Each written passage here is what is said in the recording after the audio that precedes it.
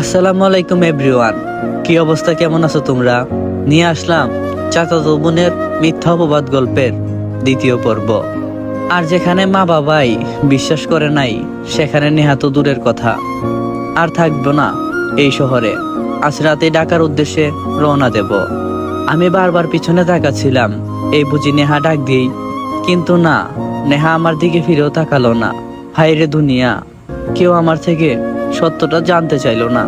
সবাই আমাকে অবিশ্বাস করলো। আমি আর দেরি না করে বাস স্টেশনের দিকে পা বাড়ালাম। আর থাকতে পারবো না এই অবিশ্বাসের মাঝে। আমার কাছে জমানো 5,000 টাকার মতো ছিল। সেই টাকা নিয়েই রওনা হলাম। আধা ঘন্টা হাঁটার পরেই বাস স্ট্যান্ডের এসে পৌঁছালাম। বাস স্টপে আসার পর মনে হলো কেউ আমাকে ডাকছে। পিছনে তাকালাম, দেখি আমার বেস্ট ফ্রেন্ড অনেক দৌড়াতে দৌড়াতে আসছে। ও হাত নাড়িয়ে আমাকে থামতে বলছে। আচ্ছা, ও কেন আমাকে থামতে বলছে? ও কি আমাকে সবার মতোই অবিশ্বাস করবে? দেখা যাক। ততক্ষণে আমার কাছে এসে গেছে। অনেক বলল সাউন্ড দ্বারা, হাঁপাতে হাঁপাতে বলল, তুই কোথায় যাচ্ছিস? আর সবাই এসব কি বলছে? আমি বললাম, বিশ্বাস কর ভাই, আমি এসবের মধ্যে কিছুই করিনি। নীলা আমাকে ফাঁসিয়েছে। এই বলে আর নিজেকে ধরে রাখতে পারলাম না, কান্না করা শুরু করলাম। হঠাৎ অনিক আমাকে জড়িয়ে ধরে বলল, আমি জানি ভাই তুই এমন কাজ করতে পারিস না। আমি তোকে ছোটবেলা থেকে চিনি। দুনিয়া উল্টে গেলেও কেউ আমাকে বিশ্বাস করাতে পারবে না যে তুই এ কাজ করেছিস। আমার মাথায় হাত রেখে বলল কথাটা অনিক।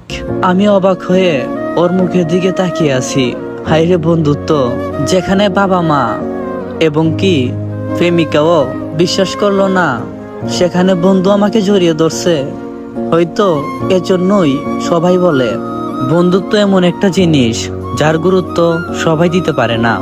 হয়তো একই বন্ধুত্ব বলে বন্ধুর বিপদে বন্ধু পাশে আসে, সবসময় সান্ত্বনা দেই আপন ভাইয়ের মতো। আমি বললাম, আমার সাথে কেন এমন হলো বলতে পারিস? অনেক বলো, জানি না রে ভাই, তুই চিন্তা করিস না, আল্লাহ চাইলে সব ঠিক হয়ে যাবে। আচ্ছা, এখন তুই যাবি কই ঠিক করছস? আমি বললাম, এই অবিশ্বাসের মধ্যে আমার পক্ষে থাকা সম্ভব না, তাই আমি ঠিক করছি ঢাকা চলে যাব। সেখানে গিয়ে কোনো একটা কাজ খুঁজে নেব। তখনই অনেক ধাস করে আমার গালে একটা থাপ্পড় বসিয়ে দিল। বলল, ওই শালা, কাজ করবি মানে? শোন, তোকে অনেক বড় হতে হবে। তুই আমার মাথায় হাত রেখে বল, তুই পড়াশোনা বন্ধ করবি না। আমার হাতটা ওর মাথার উপরে রাখলো। আমি নিশ্চুপ। অনেক বলল, ওই তুই ঢাকায় কই যাবি? আর তুই চিন্তা করিস না, আর দাঁড়া। এই বলে পকেট থেকে একটা কাগজ বের করলো। এই নে, এটা আমার চাচার ঠিকানা। ওনার কোনো ছেলে মেয়ে নেই। তুই এখান থেকে গিয়ে ওনার বাসাতে উঠতে পারিস। আমি বললাম, কিন্তু উনি আমাকে ওনার বাসায় কেন উঠতে দেবেন?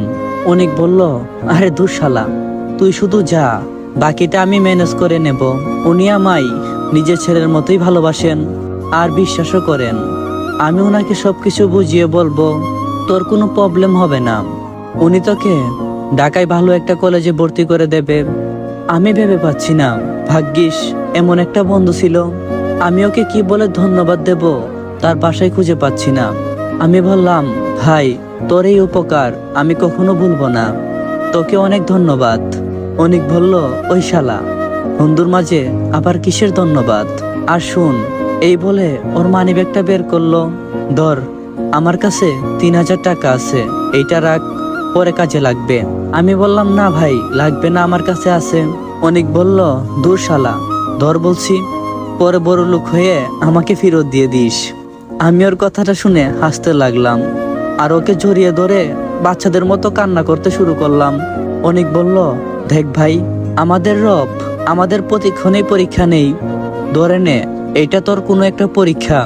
আর আল্লাহ তাআলার উপর ভরসা রাখ, ইনশাল্লাহ একদিন সব আগের মতোই হয়ে যাবে। আর তুই শুধু মন দিয়ে পড়ালেখা করে নিজেকে গড়ে তুল। তার কিছুক্ষণ পরেই বাস আসলো। বাসে উঠলাম। আর বাসে উঠেই মুখটা জানালার বাহিরে নিয়ে খুঁজতে লাগলাম, বাসা থেকে কি কেউ আদৌ আইছে? আমার পাগলিটা কি আমাকে খোঁজার জন্য আসছে? অনেকক্ষণ থাকিয়ে থাকার পরও কেউ আসছে না। বাসটা ছেড়ে দিল। এদিক ওদিক থাকাতে লাগলাম, কিন্তু কাউকে দেখতে পেলাম না। শুধু আমার বন্ধুটা হাত নেড়ে আমাকে বিদায় জানাচ্ছে, আমিও ওকে হাত নেড়ে বিদায় জানালাম। আজ আমি রওনা হলাম নতুন জীবনের উদ্দেশ্যে। কাল থেকে শুরু আমার নতুন জীবন। আসসালামু আলাইকুম। এখানেই পার্ট 2 শেষ করলাম। যদি পার্ট 3 লাগে অবশ্যই কমেন্ট বক্সে কমেন্ট করবেন। আর ভিডিওটা ভালো লাগলে অবশ্যই লাইক, কপি, লিংক আর শেয়ার করে দিয়েন।